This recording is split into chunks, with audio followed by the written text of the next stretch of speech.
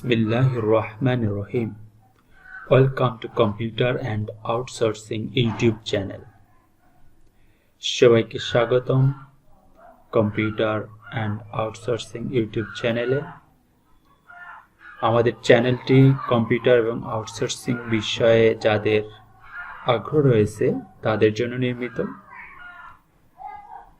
তারা আমাদের চ্যানেলটি থেকে কম্পিউটার এবং আউটসোর্সিং বিষয়ে প্রশিক্ষণ গ্রহণ করে আমাদের ভিডিওগুলো দেখেই কম্পিউটার এবং আউটসোর্সিং বিষয়ে বিস্তারিত জানতে পারবে, শিখতে পারবে এবং এর মাধ্যমেই তারা অনলাইনের মাধ্যমে ইনকাম শুরু করতে পারবে।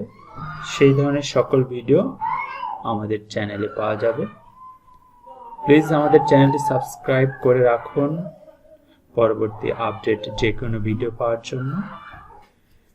তো আজকের ভিডিওতে আমরা শিখব এমএস ওয়ার্ডের ডিজাইন মেনুর কাজ।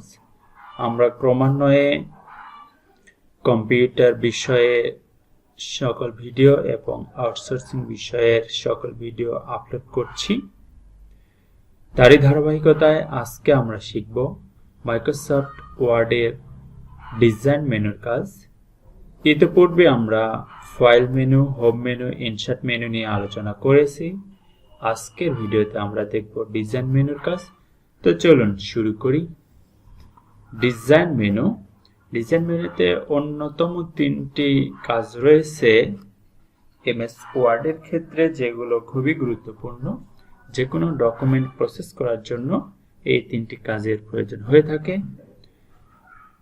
তার মধ্যে রয়েছে, প্রথমে আমি দেখাই ওয়াটারমার্ক, অর্থাৎ এটিকে বলা হয় জলসা।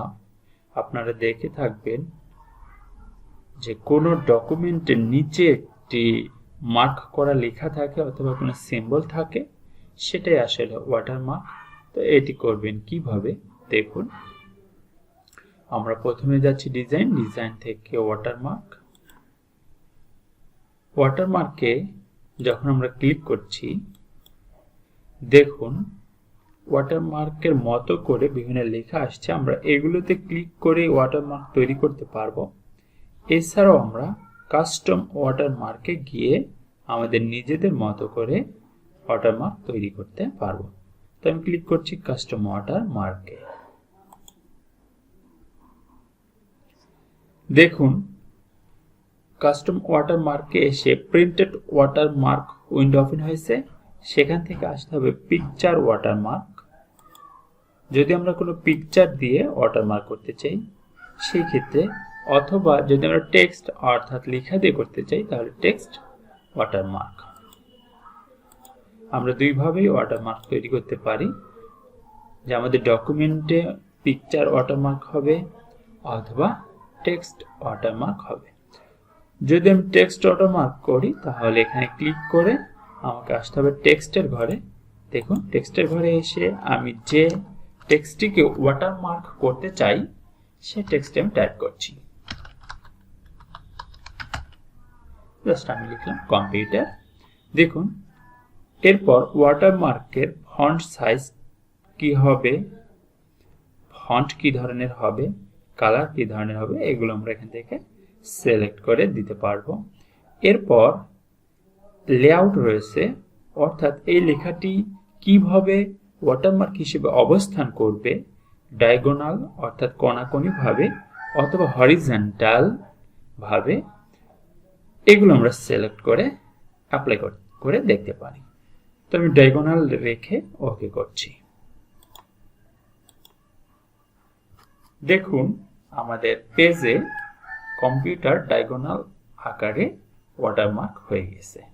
আমরা এর উপরেই লিখতে পারবো, আমাদের ওয়াটারমার্ক থেকে যাবে।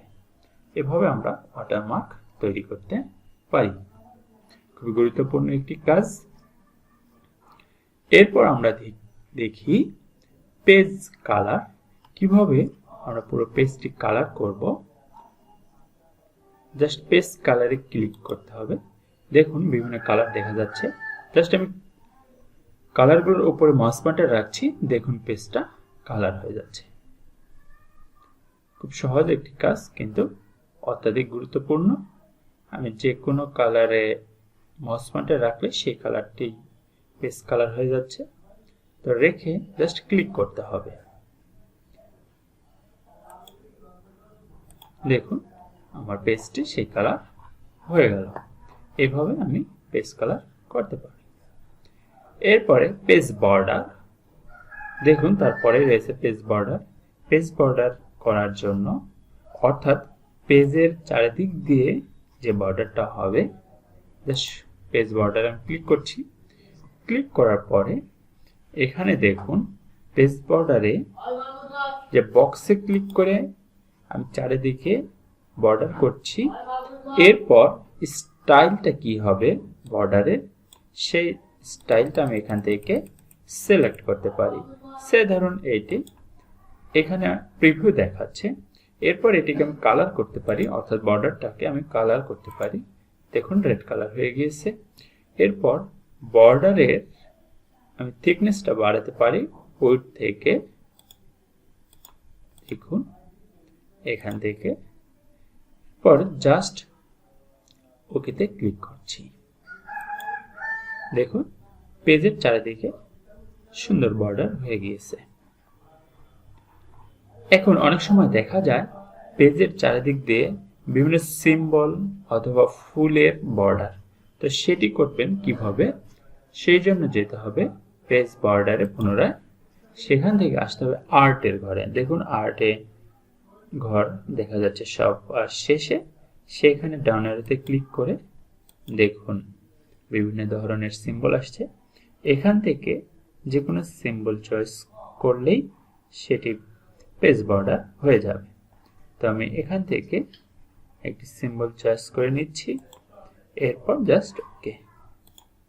দেখুন চারিদিকে পেজ বর্ডার হয়ে গেছে। এভাবে পেজ বর্ডার করা যাবে। তো ডিজাইন মেনু থেকে ওয়াটারমার্ক, পেজ কালার এবং পেজ বর্ডার এই তিনটি গুরুত্বপূর্ণ কাজ ছিল। আজকের ভিডিওতে এই তিনটি কাজই থাকবে। সবাই অনেক ভালো থাকবেন। আমাদের চ্যানেলটি সাবস্ক্রাইব, লাইক, কমেন্ট, শেয়ার করতে ভুলবেন না। সবাইকে অনেক ধন্যবাদ।